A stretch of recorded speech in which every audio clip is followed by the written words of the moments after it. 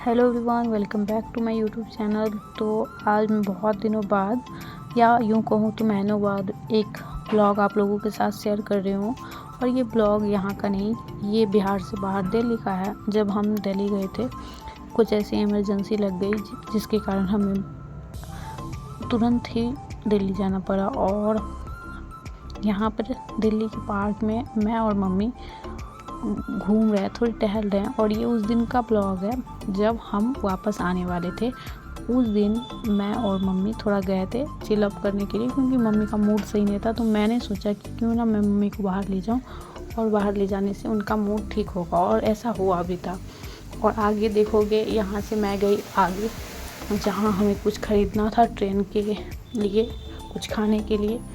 और हमने last moment पे ट्रेन की टिकट करवाई। जो हमने करवाया था वो वेटिंग में रह गया और हमारे पैसे भी वेस्ट हो गए। और फिर लास्ट में हमने कुछ घंटों पहले, जैसे अगर हमें मॉर्निंग में 5 बजे की ट्रेन है, तो फिर आज हमने वो 3 बजे टिकट करवाई दोपहर में।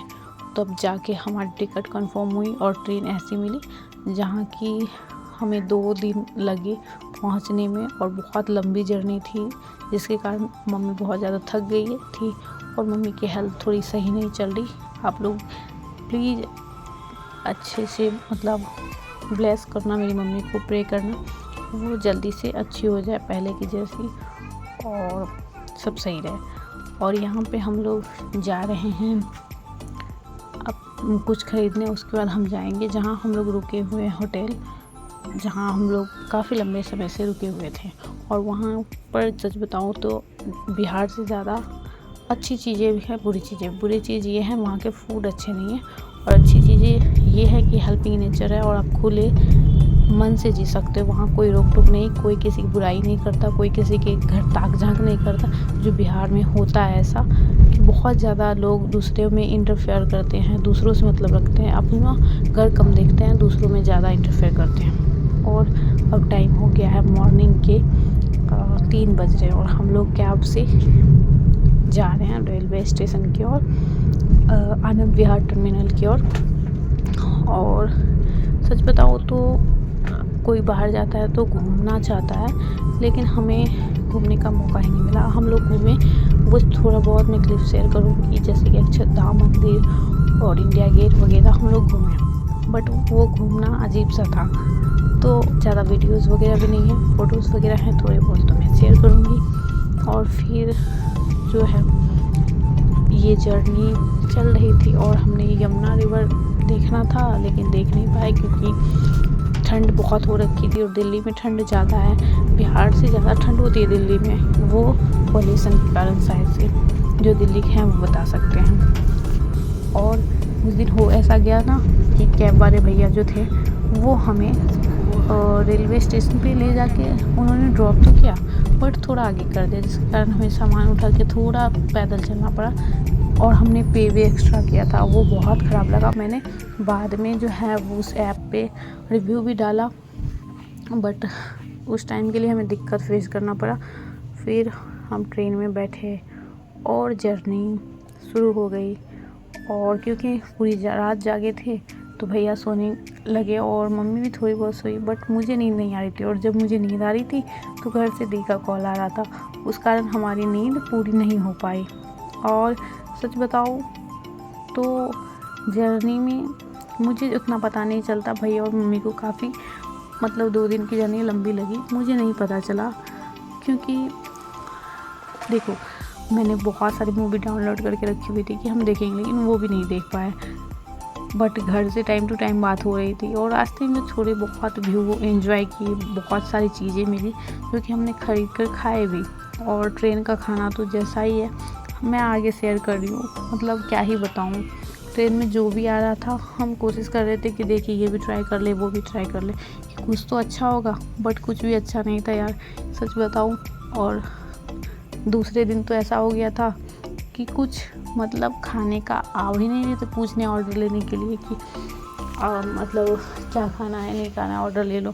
तो एक दिन तो अच्छे से निकल गया, दूसरा दिन हमें बहुत ज़्यादा डिफ़िकल्टी आई खाने पीने को लेकर। और क्योंकि हमें मम्मी को बाहर का खाना अलाउ नहीं था उतना, तो और भी ज़्यादा दिक्कत हो गई।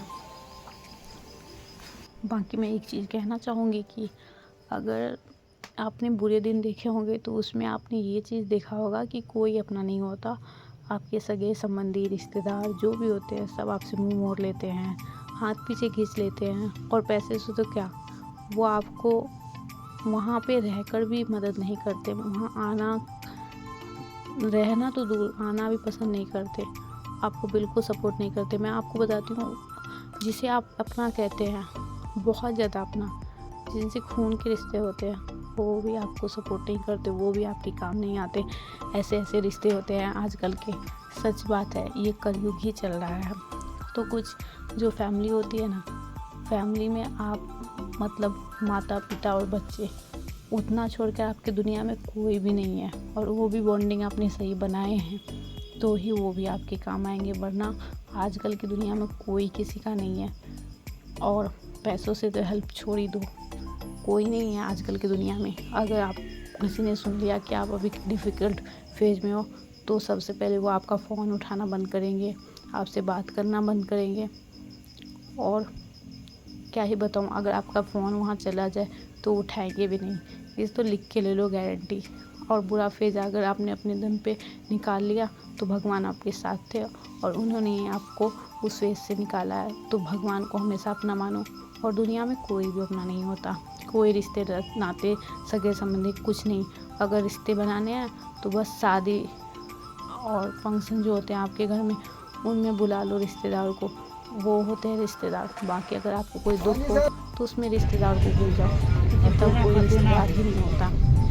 अपने से अपने, मैं बता रही हूँ ना, जब आप बड़े हो जाते हो, आपकी शादी हो जाती है, आपके भाई बहन वो तक आपसे मुँह मोड़ते हैं। मैं बता रही हूँ, आप लोग समझ जाओ तो शायद समझ जाओ, बाकी कोई अपना नहीं होता।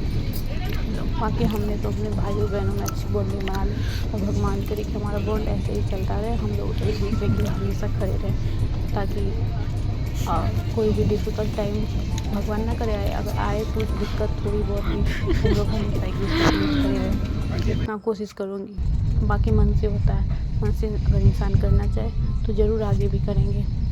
अभी तो फिर भी बच्चे हैं। बाकी मैं कर्म को बहुत ज़्यादा मानती हूँ और इंसान को अपना कर्म हमेशा कर्तव्य याद रखना चाहिए। जितना आप धर्म मानते हो और दिखाते हो पूजा पाठ करना, उससे कहीं ज़्यादा आपको अपना कर्म करना चाहिए कि आपका कर्म क्या है किसी के प्रति, वो करना चाहिए। और इतना मैं बता ही रही हूँ। और कहीं मैं जो बताऊँ, इतना अच्छा मतलब व्यू आ रहा था ना, ठंड सी, कोहरा सी, बाहर खिड़की से, वो सब व्यू हमने बहुत ज़्यादा एंजॉय किया। और मन में कुछ परेशानियाँ भी होती है इंसान को, जो कि सामने अच्छे व्यू रहते हुए भी आप एंजॉय नहीं कर पाते। बाकी आप लोग व्लॉग एंजॉय करो, मैं कितना ही बोलूँ, मैं तो थक गई हूँ। बाकी ब्लॉग को लाइक करना और चैनल को सब्सक्राइब करना बिल्कुल मत भूलना, क्योंकि मैं आगे भी अच्छे वीडियोस शेयर करूँगी, भले ही देर से, लेकिन करूँगी ज़रूर। तो प्लीज़ चैनल को सब्सक्राइब करना और अच्छे अच्छे कमेंट करना मेरी मम्मी के लिए। Bye bye guys, blog enjoy करो।